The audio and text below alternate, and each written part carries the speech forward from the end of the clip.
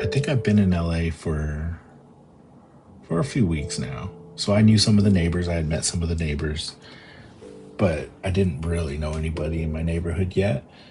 And it wasn't the best neighborhood. It wasn't a terrible neighborhood, but where we lived in that dead end, behind it, instead of like another block of houses, it was a field about a block and a half wide, and then there was more houses, and it was a different city.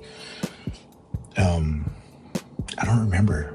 So I was Bellflower, but if you went to the end of the block and turned left, we were close to where, like, I want to say Compton was around us, but behind us was not Compton. I don't remember what, if we went around to the other block, what it was. But anyways, I'm getting off track here. So there was a lot of chop shops in the neighborhood. So when they would strip a car down to the shell, they would throw some steelies on it and they'd roll it down our block, and it would just crash into that dead end. And it would happen a few times a month. We used to get a fully parted out car in our thing, and the police would show up, they would take it. All that to say, like, we were used to hearing police driving by or coming down our block. Helicopters would go by often, every day, every other day. But when the helicopters would go by, they never hovered like around where we live. You would just hear them going by, or they'd circle around, and that was it. But this particular day, me and my little cousin were sitting outside, and we're just hanging out. It was a nice day.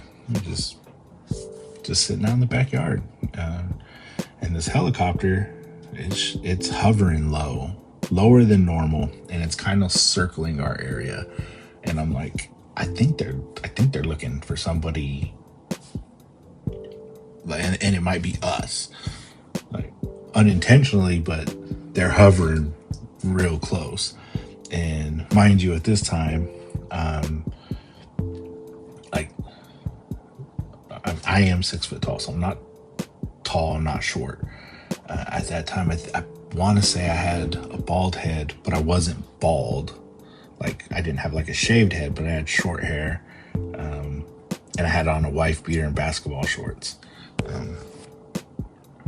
And this helicopter like circled around like a second time, and I just looked at my cousin. I'm like, hey, I don't know what's going on, but maybe we should go inside.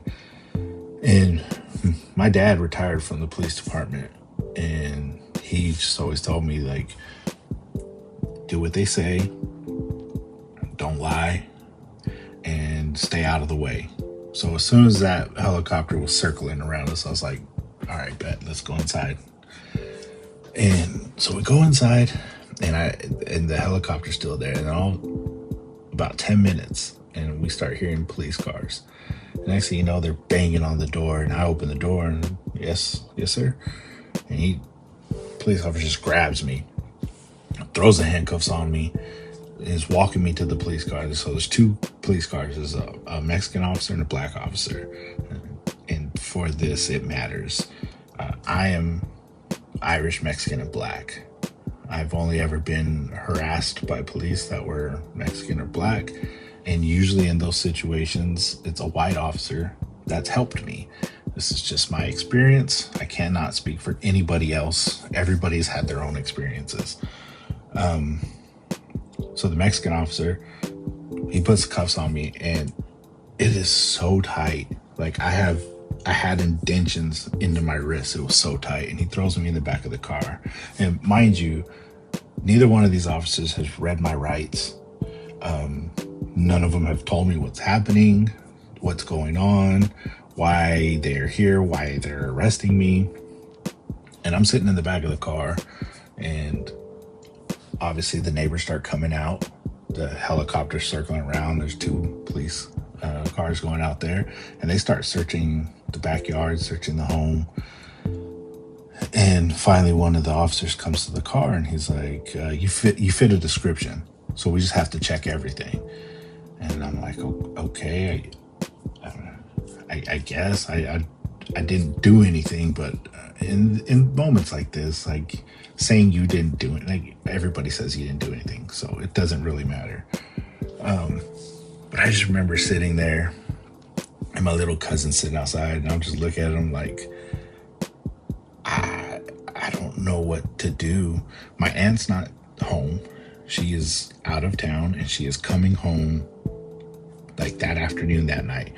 So at the time, her boyfriend owned several really nice hotels, and one of the hotels was in Palm Springs. So they would go to Palm Springs like a lot.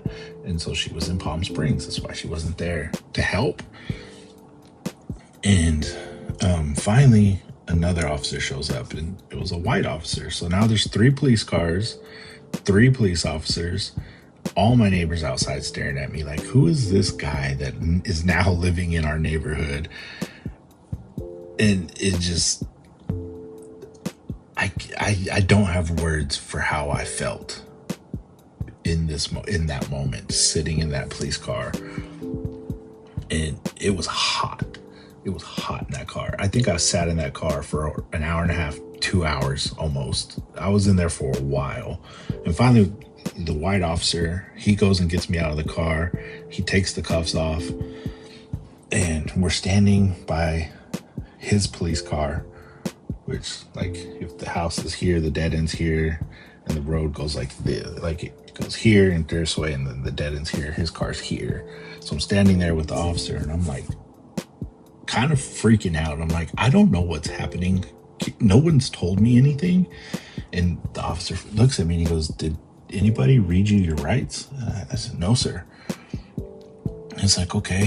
He goes, well, what they're saying is they think you fit the description of somebody that was, I don't even remember what the crime was. It was serious, but it wasn't like murder or anything like that. But it was serious. And I was like, well, that really sucks that I fit the description. And he like kind of looks me up and down, and he goes, how tall are you? And I was like, I'm 6 foot. And I was like, okay. You don't fit the description. Like, we're looking for a Mexican guy that's way shorter than you and like a shaved head, like you have hair. And he was like, I don't know why they arrested you. He was like, let me handle this. And so he goes and he's talking to the other 2 officers, and they're getting pretty loud. And after about what felt like 5 minutes, the white officer comes back, and he's like, I'm sorry about this. Like, you clearly don't fit the description. I don't know what was happening. I don't know why they came after you. And he's like, you can go inside. Like, you're good. And I'm walking back to the house, and those 2 officers are staring me down, and they all get in their car and they're leaving. My little cousin's like, what happened? What did he tell you? And I said that somebody did something that looked like me. He was wearing a wife beater and basketball shorts. He was a Mexican. And so they thought it was me. By the way, I have never worn a wife beater since that day. I used to wear them as undershirts, and it was hot that day, so we were sitting in the backyard. I didn't have like a button up over it or anything like that, so I just had that on. Now I wear t-shirts or cut off t-shirts. Like, I don't wear those anymore because of this situation. So they leave, and my aunt comes home, and I'm sitting on the couch, and I'm kind of, I'm shook up. Like, I've never been arrested like this before. I got marks physically on my wrist, and I'm telling her what happened, and she calls her boyfriend and tells him, because he knows some lawyers, and it was like, we're gonna sue the city. He's like, I don't know if it's still like this, but in the early 2000s, apparently, like Los Angeles County and then the cities, the city officers, the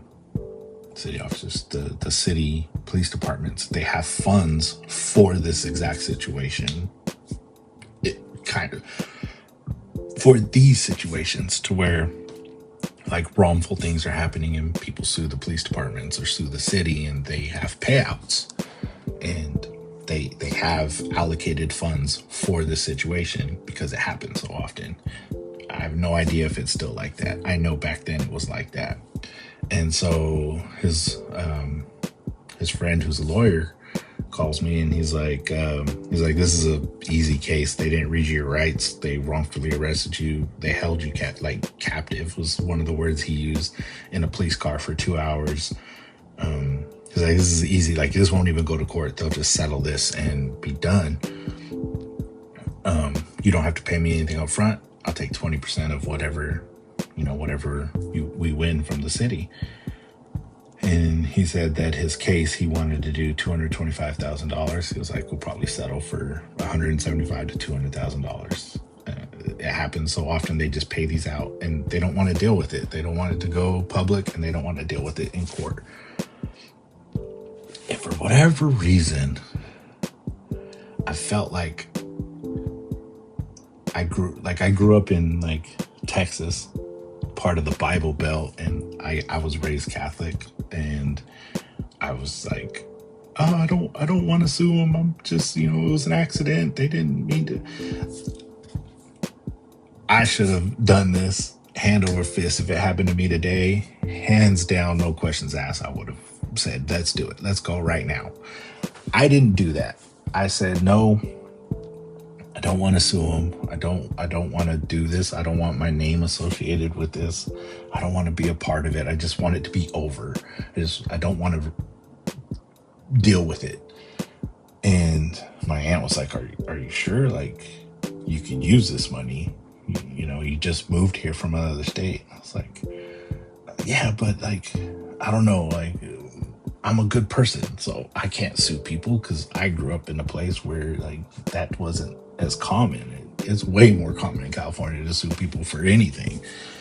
And so I said no, and